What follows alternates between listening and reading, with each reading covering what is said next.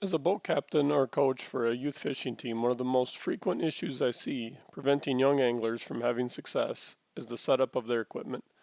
This sometimes stems from the fact that they have limited resources to have a specific setup for each type of fishing they're going to do, but more often than not, it is simply misunderstanding the relationship that rod, reel, line, and lure have. Getting the setup right will prevent losing fish and lead to more consistent success.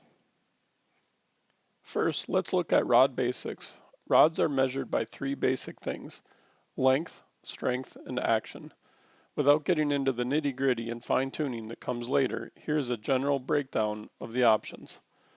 Generally speaking, anglers always prefer a longer rod, which makes it easier to cast and gives you more leverage for fighting fish. For most applications, rods between 6 and 7 feet are best, regardless if you are looking for a panfish rod, a finesse walleye rod, or a pike bass rod. Rods come in 6 common power variations. Here are some general guidelines for beginners. Ultralight and light are generally your panfish rods. Light, medium light are generally walleye or finesse bass fishing rods. Medium are good multi-purpose rods that can often be used for walleye, bass, or pike. Medium, heavy, and heavy are used for power bass fishing and pike muskie. Action refers to where the rod bends. A fast action usually has a very sensitive tip and bends around the second or third line guide. Rods may or may not list the action. This is more prevalent in finesse rods. It is generally implied that a medium heavy will have a slower action and the bend point will be further down the shaft of the rod to provide the strength needed to rip fish from heavy cover.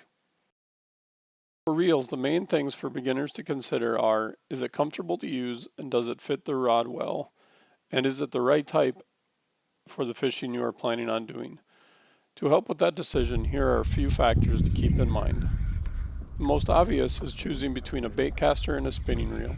Stick to spinning reels for panfish, walleye, and finesse bass fishing. Bait casters are very popular for bass fishing and pike and muskie fishing, but it is not a must. Bait casters do take some additional time to master. Reels will show the capacity based on different line sizes that the spool can hold. This is important to ensure that you get the right size for your application. They will also list the max drag setting. This is important to ensure you can apply enough drag for the fish once you hook up. When fishing big fish in heavy cover, more drag is essential. Shop around for the right reels based on spool size and drag strength, and you can find a good reel to fit your budget. Now that you have selected a rod and reel that are appropriate for how you plan to fish, you need to spool it up with the all-important line.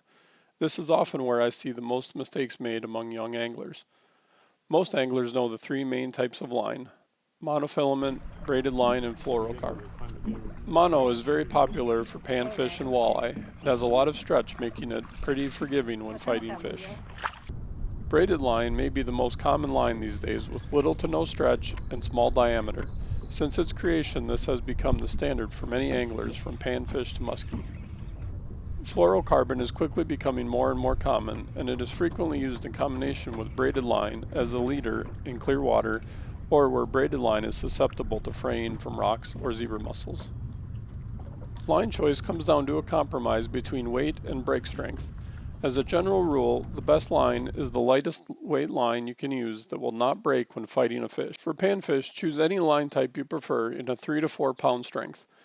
The light line makes it easier to cast super light panfish jigs. Mono is a very popular choice for panfish setups.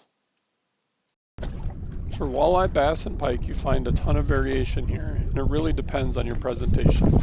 For walleye jig or live bait fishing, drop shotting, or other finesse fishing, go with a lighter line and 6 to 10 pound weight. In clear water, mono or fluoro are common. I usually set my finesse bass rods up with braided line and a 3 to 6 foot fluoro leader. If you are looking for a multi-purpose setup, choose a braided line in the 10 to 15 pound range, which will cover almost all walleye, bass, and pike presentations reasonably well and can be paired with a fluoro leader when necessary.